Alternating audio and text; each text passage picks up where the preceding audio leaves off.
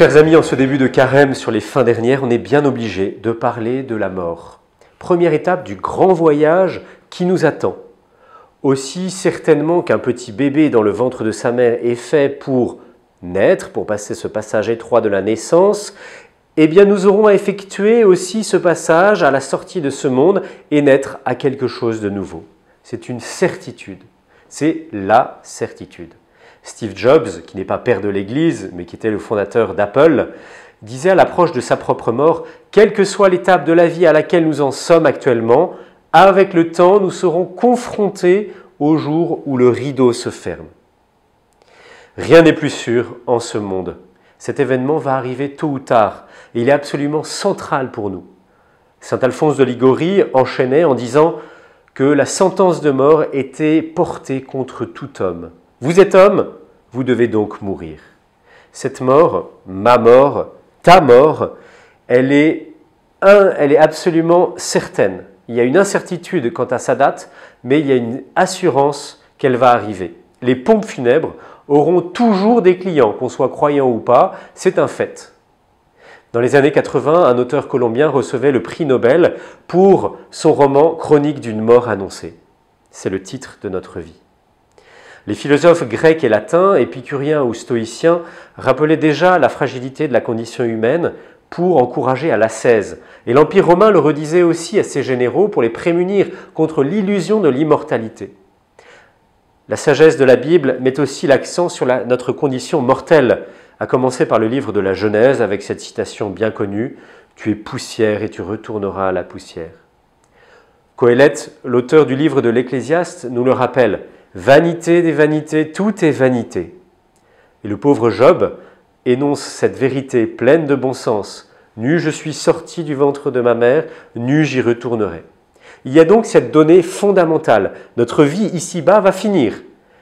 Dans le monde chrétien, les saints ne sont pas avares pour nous redire cette vérité. Ainsi, saint Augustin disait que tout est incertain, le bonheur comme le malheur, seule la mort est certaine.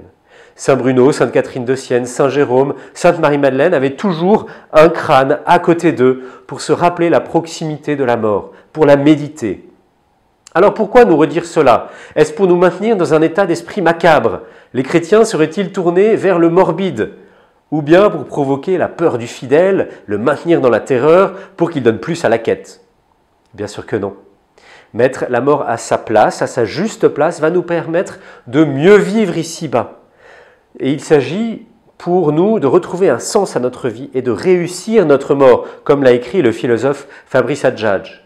De ce point de vue, l'époque médiévale était bien plus avancée que nous sur la question. Elle n'hésitait pas à faire de la mort un événement du quotidien, naturel. C'était notre sœur la mort, comme disait saint François d'Assise. Il s'agit donc de se le rappeler souvent. Car aujourd'hui, la mort est taboue, elle est évacuée, on a régressé sur ce point. Où est la mort aujourd'hui? Bien sûr, elle est partout, dans les actualités, les films, les vidéos, mais elle est nulle part, car ce sont des morts lointains, derrière des écrans. La mort reste donc virtuelle. Elle est insaisissable et insupportable. Et puis, la mort de proximité, elle aussi, est lointaine, car elle est cachée, repoussée à l'hôpital, éloignée au maximum, voire effacée, quand il s'agit d'incinérer même le mort et de ne laisser plus aucune trace de lui. Bref, la mort est devenue persona non grata. Et face à elle, il n'y a plus qu'à s'étourdir, à s'éclater pour oublier. Ou bien on va vouloir la maîtriser ou se l'approprier. Mais pour le chrétien, la mort est d'une première importance. Il faut bien en prendre conscience pour agir justement ici-bas. Elle ne doit pas nous être volée. C'est le moment de notre vie vers lequel tendent tous les instants de l'existence. Personne ne pourra la vivre à notre place. Le même Steve Jobs disait « Vous pouvez employer quelqu'un pour conduire votre voiture ou gagner de l'argent pour vous, mais c'est impossible d'engager quelqu'un pour supporter la maladie et mourir pour vous. » La mort est un passage certes angoissant, mais qui donne du poids à nos actes, ici-bas. Et en même temps, elle nous invite à ne pas mettre tous nos espoirs en ce monde. Ainsi, saint François Borgia fut tellement frappé à la vue du cadavre défiguré de l'impératrice Isabelle qu'il se dit à lui-même « François, voilà ce que tu vas devenir bientôt, à quoi te serviront les grandeurs de la terre ?» La présence de ma mort me permet de vivre pleinement ici-bas, mais avec un but. Tout prend ainsi un sens particulier. Penser à la mort, c'est vivre le maintenant. Nous le disons dans le Je vous salue Marie, priez pour nous maintenant et à l'heure de notre mort. Il y a un lien fort entre le maintenant et l'heure de notre mort. Puisqu'en entrant dans ce monde, nous avions déjà un pied dans la tombe, ce que nous vivons maintenant dans la charité nous aidera à réussir notre mort. Alors voilà une proposition pour aujourd'hui. Je vais prendre quelques minutes pour méditer ma propre mort, me l'imaginer, non pas pour m'angoisser, mais au contraire pour me libérer du superflu et retrouver le sens de la vie. Car comme le disait Confucius très justement, on a 2 vies, et la deuxième commence quand on se rend compte qu'on n'en a qu'une. Saint Carême à tous, ainsi soit-il.